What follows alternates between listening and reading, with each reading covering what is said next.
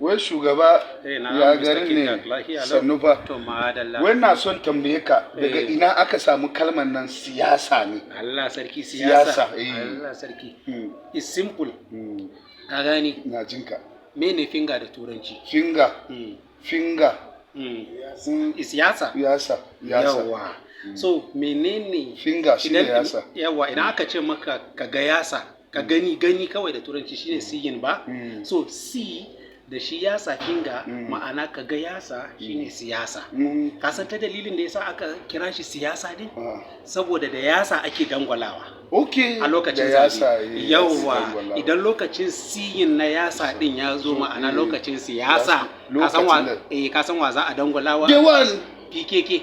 PKK Dewan. Yana YPP. Wajen YPP ne za a dangwala da yasa kenan. Yawwa ma'anan siyasan kenan ka dangwala yasan ka.